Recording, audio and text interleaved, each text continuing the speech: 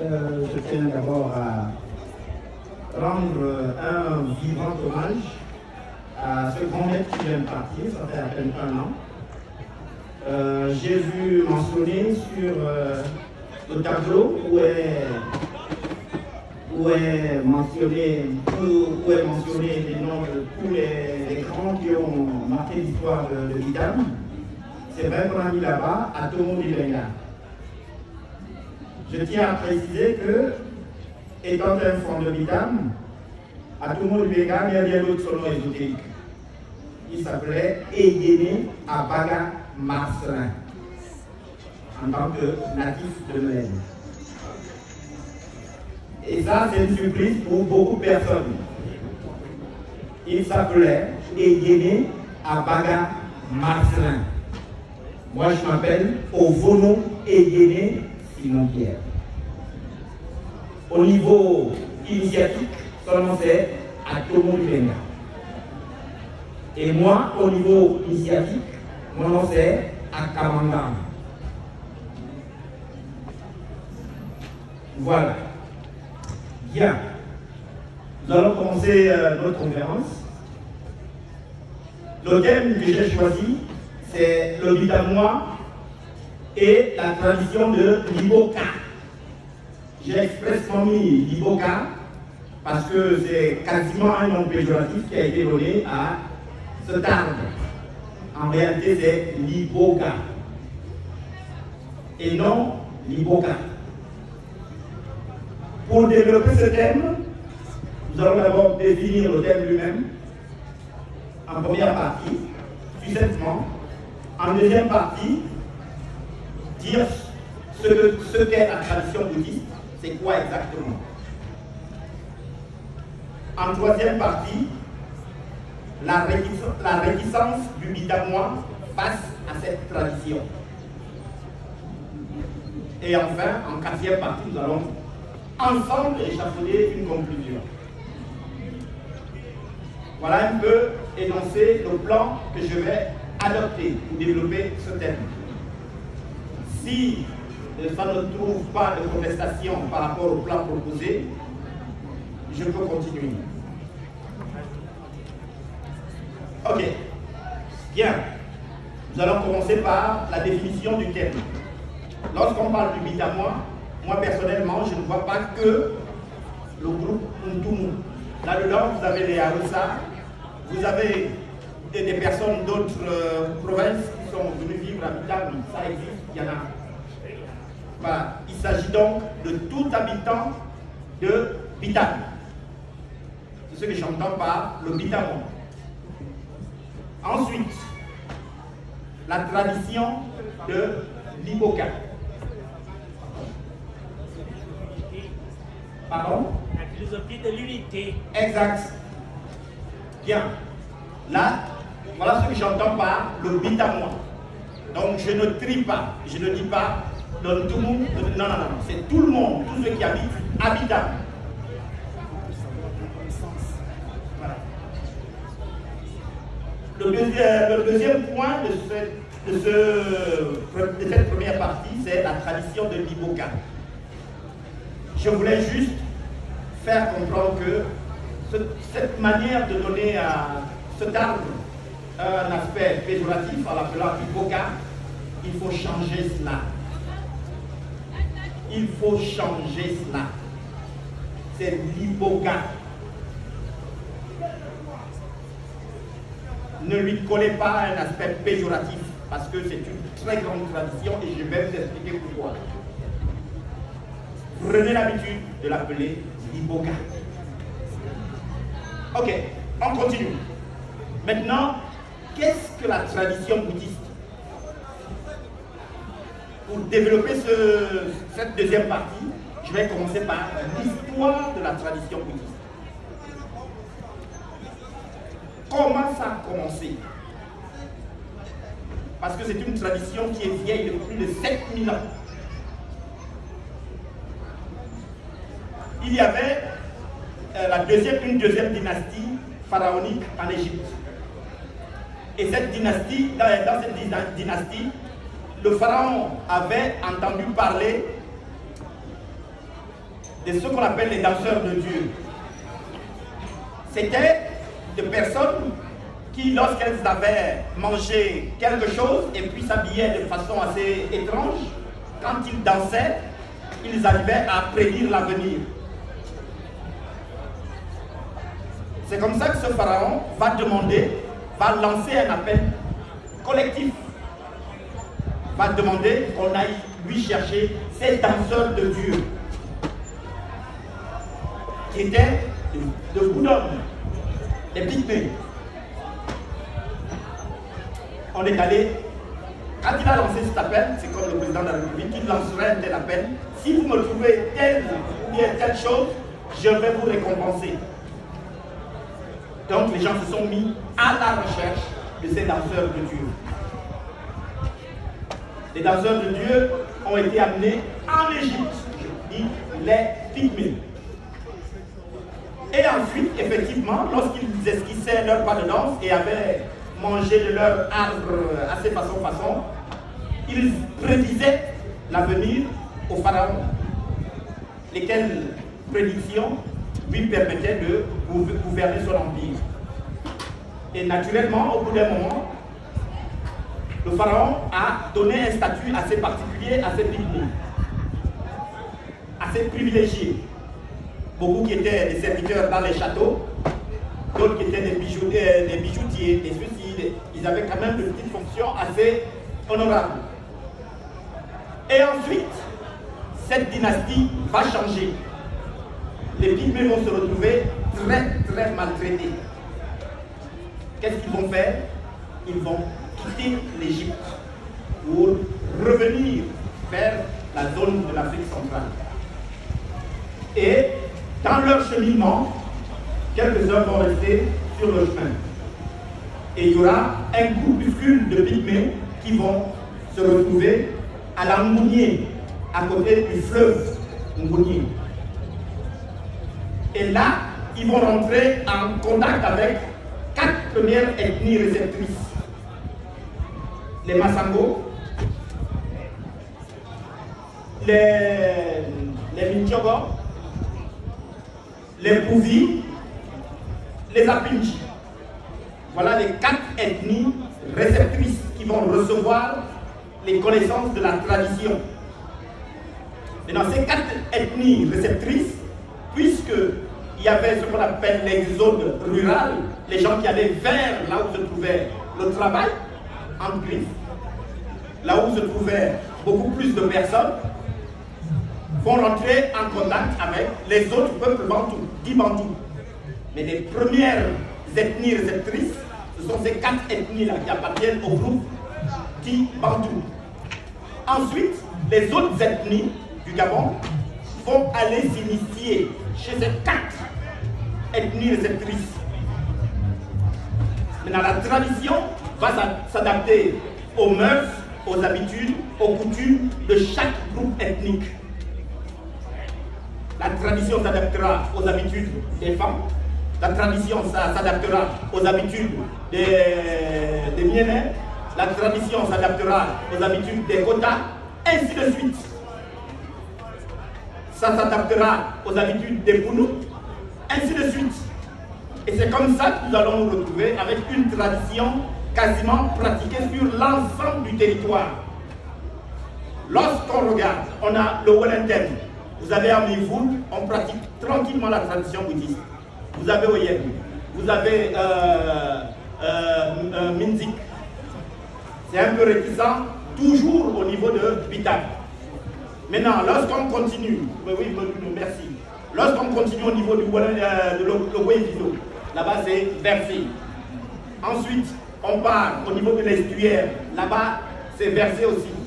Ensuite, on va au niveau du Moyen-Ogoué, versé toujours. Ensuite, on va au niveau de l'Ogoué-Lolo, là-bas c'est pas la peine. C'est versé. Ensuite, on va au niveau de l'Ambounier, c'est versé. Au niveau de la Nyanga, c'est versé. Maintenant, les forêts qui sont entre le Haut-Ogoué et le Ogoué-Lolo, à l'intérieur là-bas, il y en a aussi la tradition bouddhiste qui se pratique là-bas. Donc, on se retrouve avec une tradition qui se pratique sur l'ensemble du territoire gabonais. Et aucune province ne peut dire que c'est encore Eza qui est là. Non! C'est un facteur qui est maintenant intégré à toutes les communautés. Voilà un peu, de façon succincte, l'histoire de la tradition bouddhiste. Comment elle s'est développée et s'est retrouvée entièrement pratiquée sur l'ensemble du territoire. S'il y avait de façon unanime une tradition pour laquelle on peut prendre la décision d'en faire une tradition nationale, ce serait tranquillement la tradition bouddhiste. Parce que l'Ombi, Melan, Andekolongu, on trouve ça beaucoup plus au nord. L'Onchobi, on trouve ça uniquement au Togoué. Et vous avez par province des rites qui ne concernent que la province même. Le seul rite qui est généralisé sur l'ensemble du territoire, c'est la tradition bouddhiste, qui devient maintenant plus un patrimoine qui appartient aux Pygmées, mais un patrimoine qui devient l'identité culturelle et spirituelle du Gabon.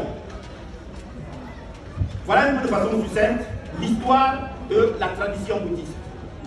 Maintenant, nous allons maintenant entamer le deuxième point. Comment on recherche Dieu au sein de la tradition bouddhiste? Ça fait partie des questions que les gens se posent. Est-ce que dans cette affaire-là, il y a Dieu? Comment on recherche Dieu dans la tradition bouddhiste? On va l'appeler génériquement Dieu, hein, pour qu'on se comprenne bien sur un terme qui peut ne pas embrouiller tout le monde. Parce que si on rentre là-dedans encore, on va se perdre.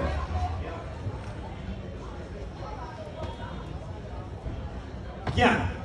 Comment est-ce qu'on recherche Dieu au sein de la tradition bouddhiste? C'est l'initiation qui nous révèle Dieu au sein de la tradition bouddhiste.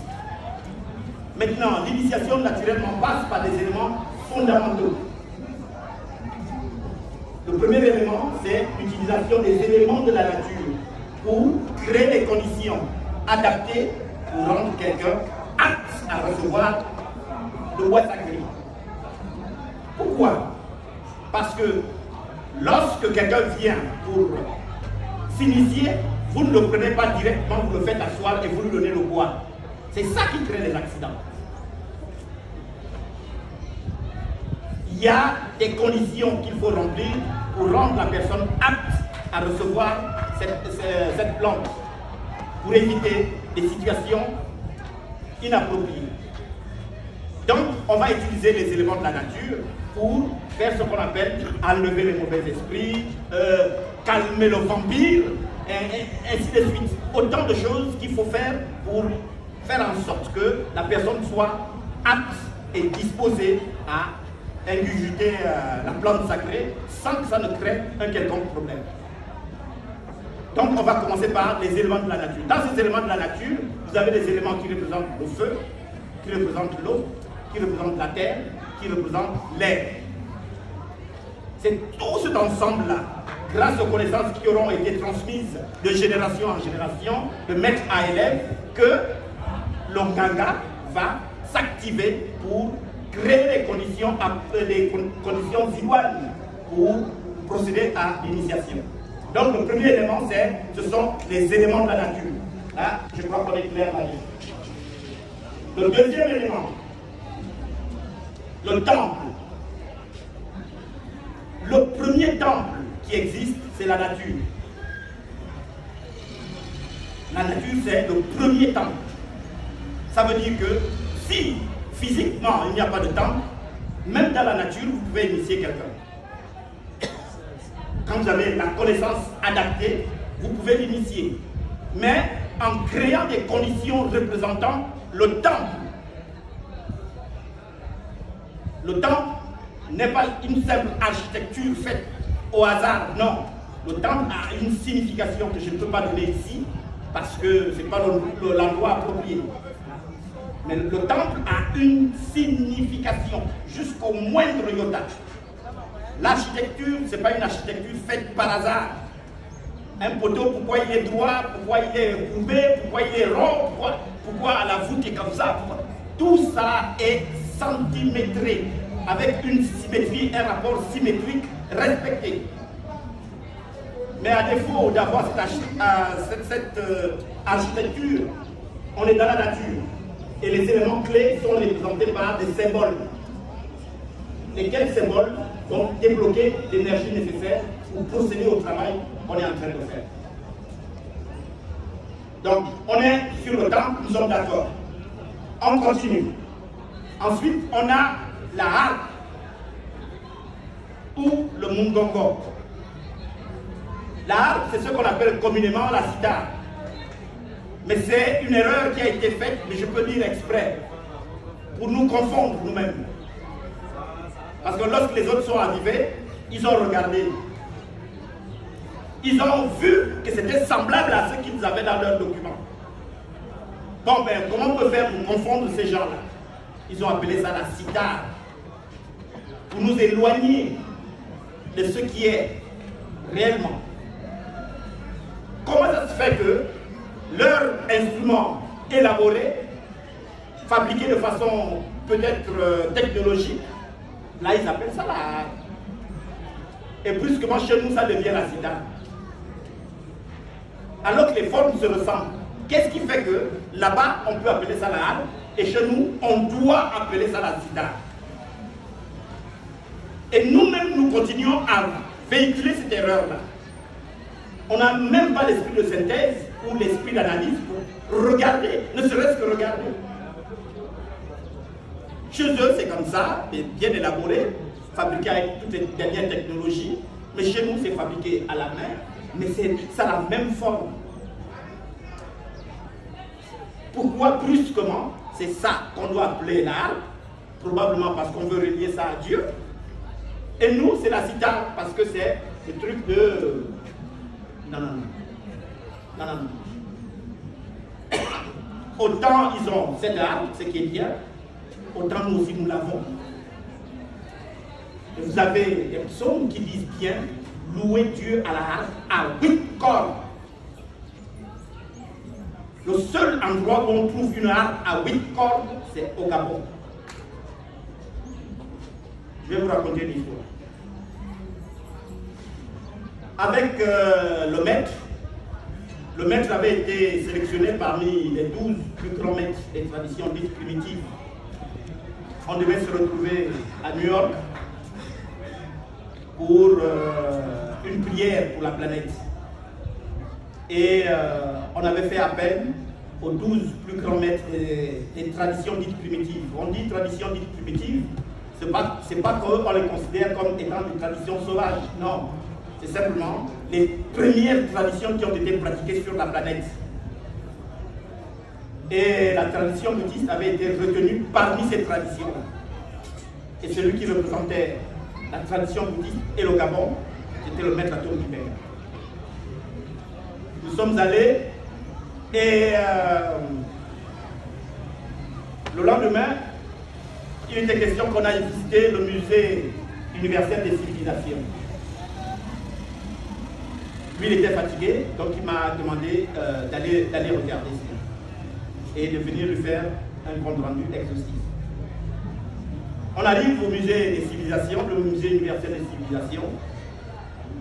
Ce qui est clair, c'est que ce qui m'a intéressé, moi, c'est de demander le Gabon. Ok, Gabon, ouais, d'accord, allez. On va zone Afrique. Ensuite, zone Afrique, Gabon. Dès qu'on arrive au Gabon, le seul symbole que j'ai vu, c'était la harpe. Pas autre chose. Cela veut dire, c'est d'autres cultures qui viennent reconnaître que l'âme du Gabon, c'est sa tradition bouddhiste. Mais nous-mêmes, les Gabonais, on la vilipende, on mâche ça comme des pistaches. Le seul symbole que j'ai vu installé, c'était une harpe qui a servi dans un rituel. Les autres, ils avaient leur symbole. Chaque pays avait son symbole. Le Gabon, c'était la harpe. Lorsque j'ai fait le compte rendu au maître, il a seulement bousculé la tête. C'était en même temps une joie, mais en même temps regrettable.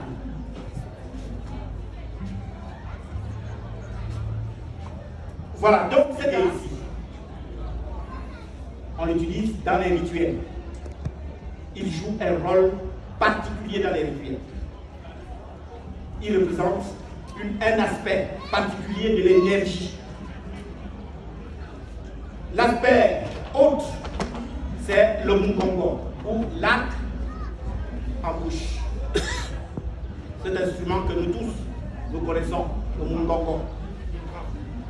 Une corde, un arc avec une corde, et puis on joue ça grâce, voilà, aux sonorisations et au mouvement des lèvres. Cet instrument aussi représente justement l'autre aspect de l'énergie dont je ne peux pas parler là. Voilà une autre partie des éléments qui rentrent en compte dans ce travail-là. Ensuite, on prend l'autre point, l'iboga. Quel est son rôle dans la technique initiatique? Là, nous sommes sur le sujet de l'initiation. Mais avant cela, l'iboga est une plante aux propriétés assez mystérieuses. C'est une plante qui a des propriétés médicinales, mais incroyables. Nous savons tous que cette plante aide à soigner les accros à l'héroïne, à la cocaïne, qu'il aide à soigner des personnes lors des séances de désintoxication. Ça aide aussi dans la psychanalyse accélérée. Ça, c'est le côté médicinal. Plus d'autres pathologies que ça peut soigner. Maintenant, au niveau initiatique, le rôle de l'iboga, c'est quoi exactement dans la technique initiatique? Le rôle de l'iboga, une fois on a procédé à la manipulation du bois sacré, son rôle c'est, grâce à la sève qui sort de cette plante, cette sève va se mélanger au suc digestif. Le suc digestif va maintenant envoyer ses effluves dans l'ensemble des cellules du corps. Et cette plante va éveiller chacune des cellules de l'être humain. Et de façon globale, c'est tout le corps qui se trouve éveillé. Et ça rend l'homme sensible aux impressions de l'esprit. Il peut dire, je sens ceci, j'entends ceci, voilà. Maintenant, le deuxième rôle au niveau initiatique, toujours dans cette approche scientifique, ce suc digestif qui est libéré va venir au niveau du cerveau. Au niveau du cerveau, il y a deux glandes, l'hypophyse et l'épiphyse. Cette plante va faire vibrer les deux glandes de façon accélérée. Et la vibration de ces deux glandes va faire en sorte que le troisième œil, qui est juste au niveau du frontal, puisse s'ouvrir. Et à partir de là, on peut dire, je vois ceci. Et de votre lit, vous pouvez voir même ce qui se passe au bout du cosmos. Parce que les deux glandes ont tellement vibré et en harmonie, en parfaite harmonie, ces vibrations font en sorte que ce troisième œil s'ouvre. Et c'est ce troisième œil qui vous permet même d'aller voir ce qui se passe dans une autre planète. Je sais ce que je dis. Voilà le rôle que joue l'iboga dans la technique initiatique. On va passer maintenant à un autre point. Les chants qu'on chante lors des cérémonies, ce sont des paroles invocatoires qui appellent les entités et qui nous ouvrent aussi à certaines entités. Ces chants sont quasi illimités parce que même là où nous sommes là, l'esprit peut m'inspirer sur une chanson. Tout de suite, j'appelle un harpiste, je demande de composer, allez, c'est lancé et c'est rentré dans le répertoire. Donc c'est quasi illimité. Ce sont ces chants-là, structurés d'une certaine façon, vont vous entraîner vers les plans spirituels. Et quand on dit vous entraîner, c'est pas que physiquement ça vous amène, non, c'est l'esprit, ça vous ouvre l'œil de l'esprit. Ça c'est le rôle des chants. Il vous reste 5 minutes. Oui, je vais vite conclure, rassurez-vous. Maintenant, on va passer à la troisième partie. Là, on a rassemblé les éléments qui nous permettent d'aller vers l'initiation, de la faire sans problème. Maintenant, nous allons passer au troisième point. La réticence du bitamois face à cette tradition. Le premier point, c'est un facteur historique. Jusqu'à 1975, entre 70 et 75, on cassait encore les temples ici à Bita. On les cassait encore. Donc c'est récent. Ça c'est le premier facteur historique. Ensuite, on a les cas de folie. Effectivement, dès qu'on entend que quelqu'un est devenu fou, tout de suite ça fait peur. Oubliant que, en fait, vous tombez sur des gangas qui ne sont pas bien formés. Parce que tout ça là, il faut prendre des dispositions pour que ça n'arrive pas. Ensuite, on a les cas de mort dans les temples. Autant de choses qui font peur à ceux qui veulent aller vers l'initiation. Tout ça là, ça requiert une formation. Avant que je ne sois là en train de vous parler, j'ai tapé peut-être 30 à 35 ans d'études pour devenir un maître.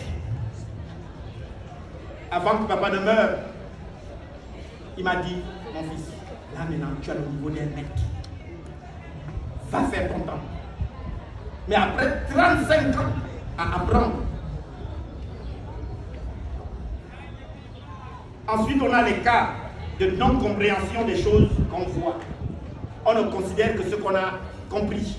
Vous pouvez voir des choses, et quand vous ne les avez pas comprises, vous ne considérez rien.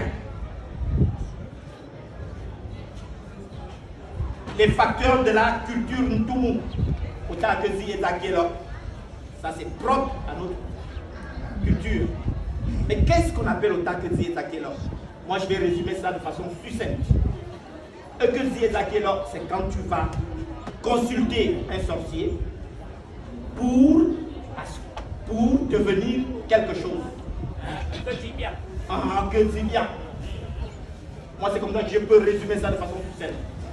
Mais il y en a qui peuvent vous développer d'autres aspects qui sont très intéressants aussi. Bon, on va s'arrêter là hein, pour éviter d'aller trop loin. Moi, ce que je peux dire en conclusion, c'est que c'est une tradition qui a de la valeur. Et ce que vous devez savoir, c'est que cette tradition, elle va s'universaliser. Que ce soit avec les pans de Bitam, ou les bitamois, ou non, elle va s'universaliser. On est en train de faire la conférence. Voilà, j'ai 2 élèves là, qui viennent d'ailleurs. Et ils viennent d'où vos élèves, maître? Lui, c'est un Suisse d'origine égyptienne qui vient apprendre la science. Ça veut dire qu'en partant de là, il peut aller la pratiquer soit en Suisse, soit en Angleterre, soit en Égypte, chez lui. Et celle-là, c'est une américaine d'origine libanaise. Ça veut dire qu'elle peut aller pratiquer ça aux États-Unis ou au Liban. Mais vous faites honte. Vous faites honte. Vous faites honte. Maître Simon Pierre-Legault, je crois que nous avons été sur cette interpellation des bitamois. Et je voudrais vous demander d'applaudir. Et pour une partie de votre communauté, d'applaudir nos fils qui parlent. Notre maître Simon Pierre-Legault.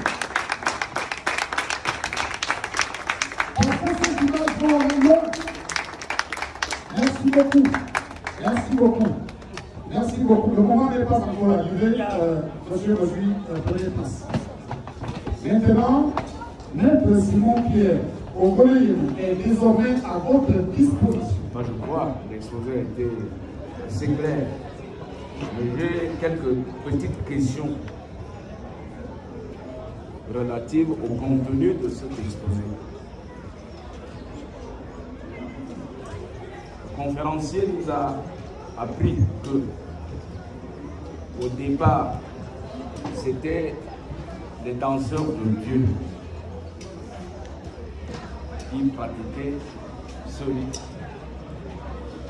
Et cela a intéressé un pharaon. Et le pharaon a fait appel à eux pour en savoir plus. Peut-être aussi pour universalité, puisque vous voulez, vous avez utilisé le terme. Alors ma question est la suivante, pour vous premier. L'Égypte dont vous parlez était polythéiste. Les Égyptiens croyaient plusieurs dieux. Le seul pharaon qui a voulu instaurer le monothéisme, c'est Akhenaton. Et il a été stoppé. Alors, quand vous parlez des danseurs de Dieu, il s'agit de quel Dieu? La première question. Dans votre exposé, vous parlez aussi de la tradition autour et du Bouddha. Tradition, c'est ce qui se transmet de génération en génération, historiquement. Ma deuxième question est la suivante. Quelles sont les premières générations de Ntoum, de Lutam, qui ont transmis l'Ibola à d'autres générations? Est-ce qu'il en existe ces premières générations? Parce que vous avez parlé de l'implantation du bouddhisme dans l'Angoumé. Que je sache, il n'y a pas de tout dans l'Angoumé. Vous avez même été précis en parlant des Abidji, etc. Mais quels sont les tours de Vitam qui sont allés? C'est vrai que vous avez dit que c'est dans les chantiers forestiers que ça s'est transmis, etc. Mais quelles sont les premières générations de tours de Vitam qui ont transmis l'Ibola à d'autres générations? Ça, c'est ma deuxième question. Ma troisième question, c'est en vous suivant, et là je reviens sur la position de Dieu, vous avez cité les psaumes, et vous avez cité les différents éléments qui permettent d'atteindre Dieu, de communiquer avec Dieu. Et votre référence, en parlant de ce Dieu-là, c'est la Bible, puisque les psaumes, c'est dans la Bible. Alors, quel est le lien entre nos traditions et le Dieu Yahvé de la Bible? S'il y a une relation qui existe entre les traditions du monde. Parce que je constate d'ailleurs, et vous avez fait allusion à cela, que ce qui peut être considéré comme des religions, des pratiques religieuses autour ont été méprisées. Mais pas par le bouddhisme, mais par le christianisme. Vous avez parlé de Ngil, vous avez parlé de Malan, vous avez parlé, etc. Bon. Mais le Dieu auquel vous faites allusion là, qui a banni nos propres traditions, il s'agit de quel Dieu? Yahvé de la Bible, Jéhovah, le Dieu d'Israël, ou le Dieu de Ntoum? Je peux m'arrêter là. Une pensée qui a été énoncée par un sage d'ici, en la personne de M. Mbemba Issa. Il a dit ceci. Est-ce qu'un mensonge, parce qu'il est écrit, il se transforme en vérité avec le temps?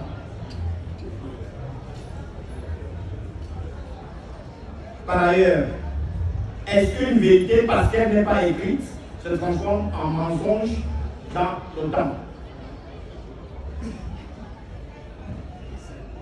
Parce que là, ce dont il parle, il a énoncé un certain nombre d'éléments qui ont été écrits, qu'il a lus. est-ce que parce qu'il a lu cela, c'est écrit, que forcément c'est une vérité? Ça, c'est une problématique simplement qu'on lance. Non, je n'ai pas énoncé, s'il vous plaît. Je n'ai pas énoncé de vérité. J'ai posé des questions. D'accord. Ce ne sont pas des vérités, les questions ne peuvent pas être. Ensuite, on va maintenant remettre à César ce qui est à César. Cela veut dire, on a parlé de l'Égypte, n'est-ce pas? Assurez-vous qu'il y a quelqu'un qui a une bonne culture de chez lui qui va vous répondre.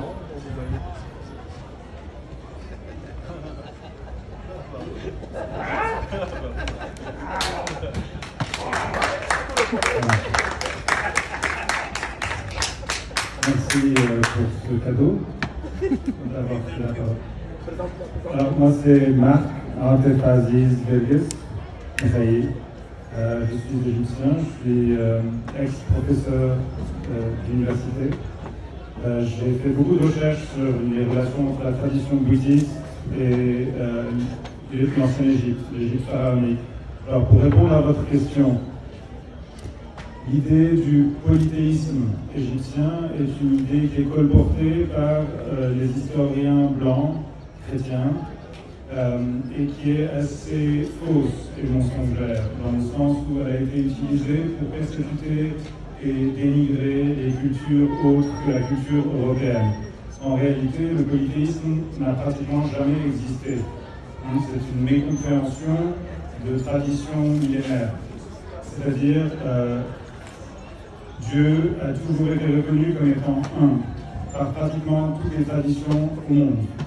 J'ai beaucoup voyagé, j'ai beaucoup travaillé au Brésil, en Amazonie, j'ai beaucoup voyagé en Afrique, j'ai beaucoup voyagé en Asie. Je peux vous dire que partout on rencontre la même chose. Des traditions où on a des manifestations du divin qui sont multiples, qui sont reconnues comme des formes multiples de la divinité, une divinité qui est une.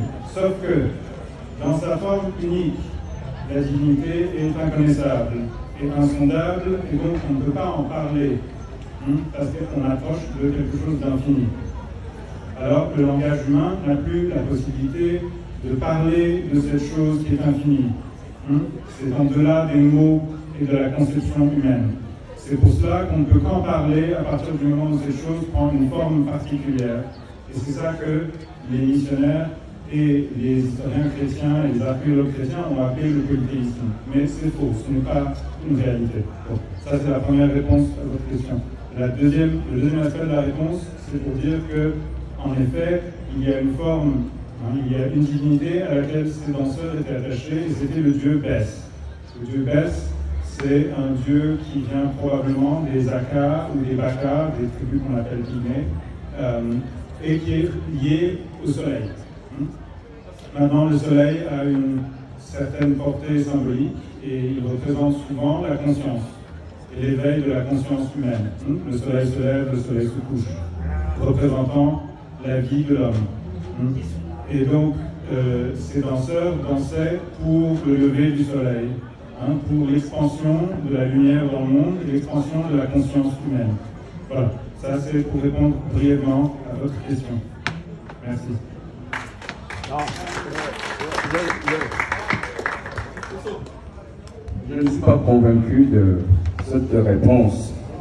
Parce que dans votre intervention, vous-même, tout à l'heure, vous avez dit les Bakas, les autres, ils croyaient ou ils célébraient à un dieu qui s'appelait Bès. S'il lui avait donné un nom, ça veut dire qu'il a existé d'autres dieux en dehors de celui-là. Vous avez dit le dieu auquel il croyait s'appelait Bès, ça veut dire qu'il existait d'autres. Donc, le monothéisme n'a pas toujours existé. Puisque moi, c'est vrai que le conférencier a dit tout à l'heure que puisque n'est pas forcément la vérité, mais moi, on a appris en classe de 6e que les Égyptiens, ou bien les Grecs, etc., ils croyaient au dieu du soleil, au dieu de la mer, au dieu de la beauté, au dieu de plus du Nil, il y avait plusieurs dieux. Avant que le monothéisme qui a, dont vous voyez, est judaïque et sémite, avant que le monothéisme existe, le polythéisme a existé chez tous les peuples.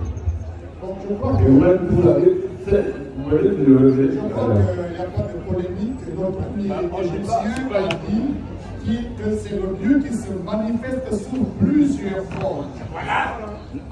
C'est une manifestation. Ce n'est pas Dieu vrai. se manifeste sous La plusieurs multiplicité formes. dans Ce n'est l'unité. pas vrai. Ce n'est pas vrai. Nous avons passé Ce la n'est pas parole. vrai. Nous avons passé la parole à Maître Libenga. Calmez-vous, sans passion. Chacun aura son temps de parole.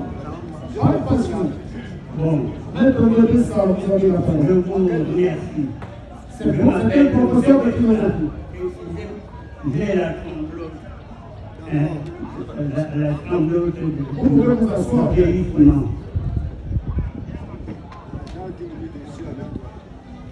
Je prie l'auditoire de considérer qu'il existe jusqu'à présent une confusion entre le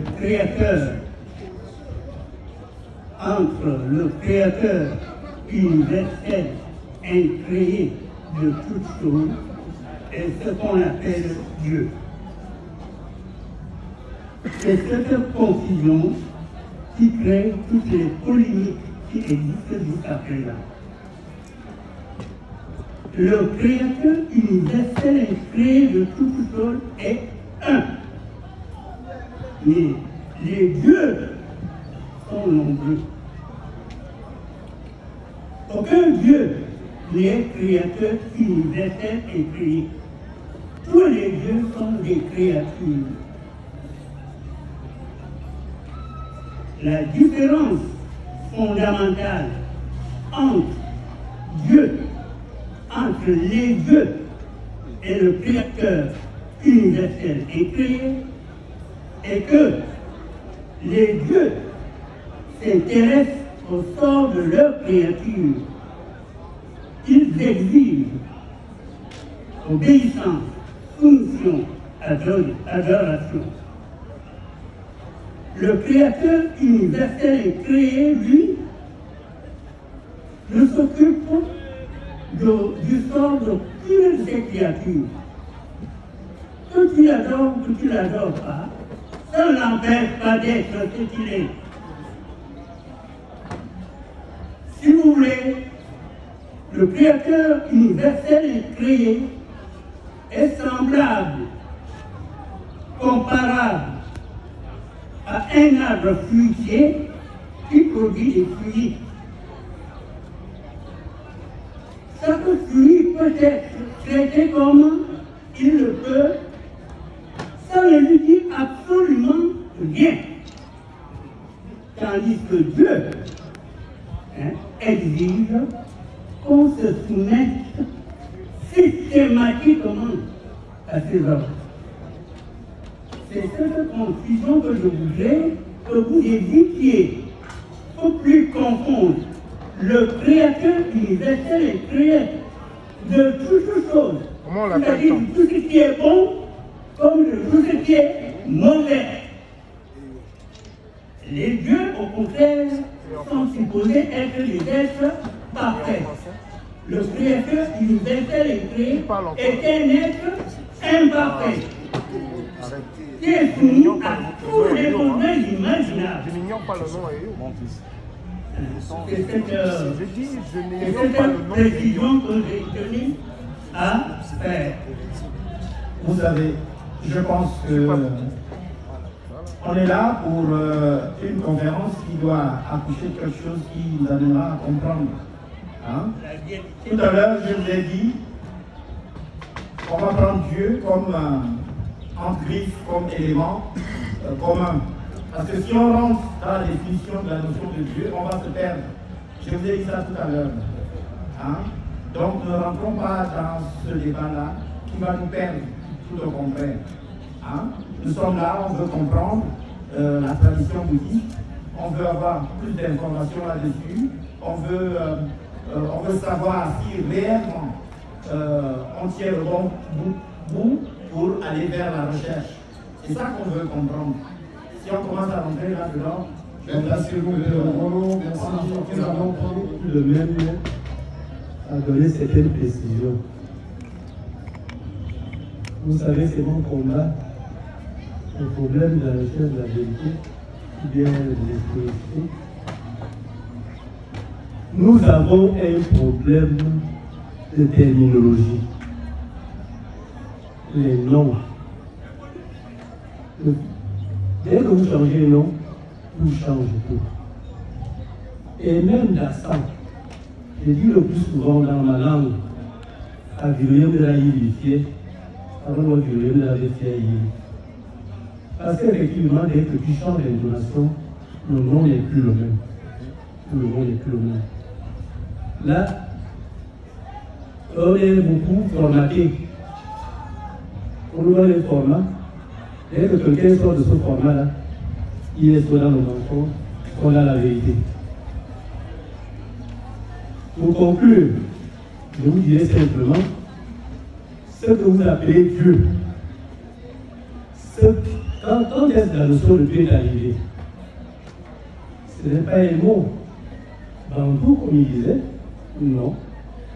Chacun l'appelle à sa manière. Et puis, c'est une divinité, retenez bien, des divinités, I immortelle, E éternel, U universel. Il y a une divinité. C'est ça au départ. Et cette divinité immortelle, éternelle et universelle, c'est le nom qui est propagé partout. Et chacun dans sa langue, on ne dit même pas technique, dans sa langue, l'appelle autrement. Moi, je l'appelle Eyo. Je l'appelle Eyo, et quand il commence à porter l'univers, je l'appelle, je lui donne un nom de neveu, parce qu'il porte. Et après, on dit qu'effectivement, il est neveu, parce qu'il crée. Quand il commence à créer. Ce sont les traditions, ce sont les langues. Nous n'appliquerons pas là-dessus. Merci Marcelin. Nous allons passer là. Et c'est un débat qui ne s'arrête pas ici. Nous allons continuer ce débat. Il est passionnel ce débat sur l'occultisme. Alors Marcel. Merci. Je vais m'adresser au conférencier.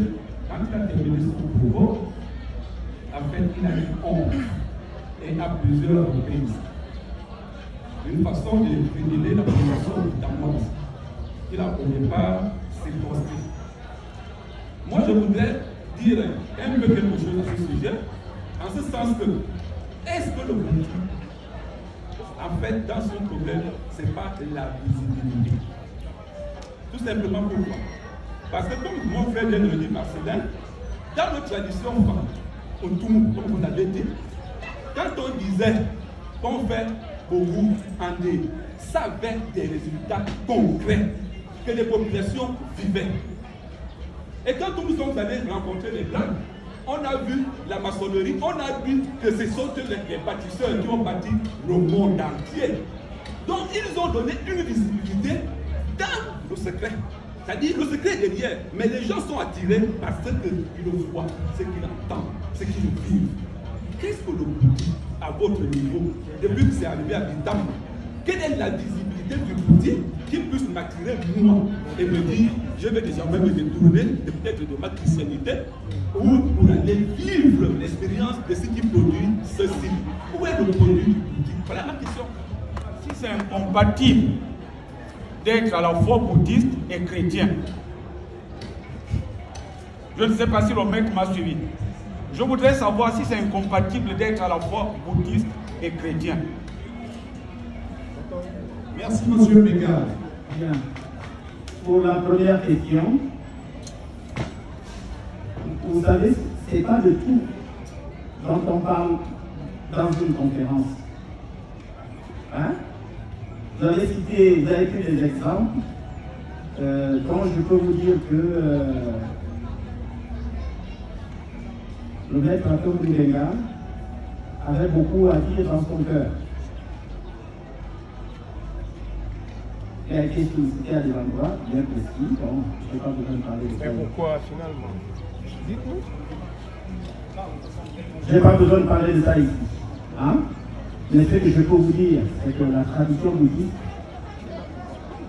si vous voulez apprendre comme étant ce qui vous amène à être riche matériellement, effectivement, ça posera problème.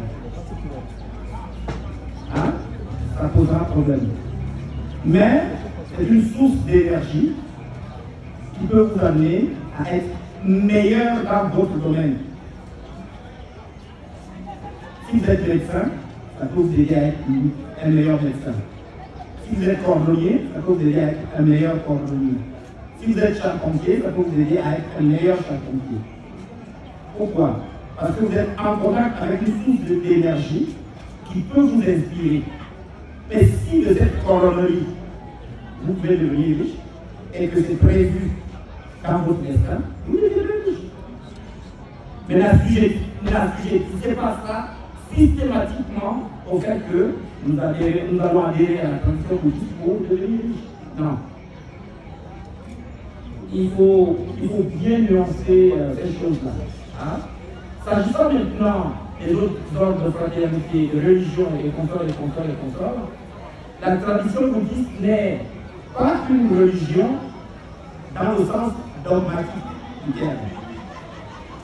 La tradition bouddhiste peut être considérée comme une religion dans le sens de relier l'homme à l'énergie. Dans ce sens-là. Mais dans le sens dogmatique, non.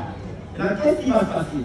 Cette tradition bouddhiste va aider chacun dans sa religion, dans sa tradition, dans son mouvement spirituel, à mieux comprendre sa religion,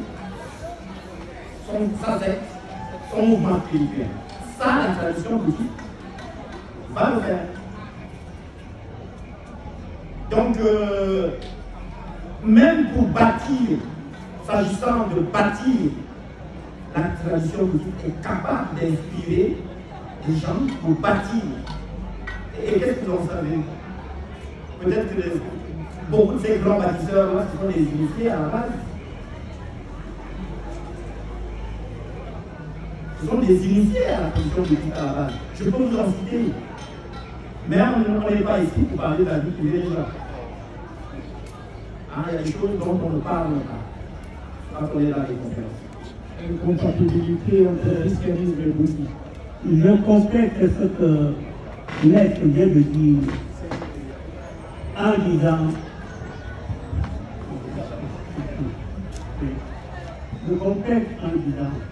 il ne faut pas confondre religion et spiritualité. La spiritualité est une chose, c'est-à-dire la recherche de la relation de l'être que tu es avec l'esprit qui peut t'aider dans tout ce que tu fais comme maître au monde bien de le dire. Vous-même, vous êtes fonctionnaire, ou bien vous êtes ingénieur. Quelle que soit la fonction que vous exercez, quand vous l'exercez en vertu de l'esprit qui connaît mieux ce que vous faites, là vous l'exercez avec une performance extraordinaire. La tradition bouddhiste ne vous apporte pas des richesses matérielles.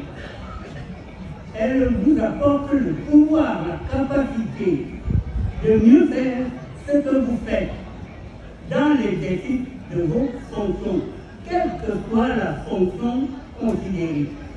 Même si vous êtes balayeur, si l'esprit qui sait ce que c'est que balayer s'associe à vous, votre manière de balayer sera extraordinaire. C'est pourquoi je me suis laissé dans un autre domaine. Là où je suis rosicrucien. Je suis bouddhiste également. Il n'y a pas incompatibilité. Seulement, dans le christianisme, on vous apprendra à mieux vous comporter moralement. On peut se référer aux 10 commandements. Si vous les appliquez au quotidien, c'est très bien. C'est une bonne chose. Mais Ça ne suffit pas. Ça ne suffit pas parce que on reviendra sur le connaître toi-même. Or, le christianisme ne peut pas vous l'apporter. Le connaître toi-même sera su ou vécu dans d'autres domaines parce que vous allez au-delà de la simple évangile. Vous allez au-delà. Et au-delà, vous dites qu'il faut chercher dans le boutique qui peut vous amener à vivre ces états. C'est comme on peut dire enfant, à l'intérieur ou le tout pas. Voilà,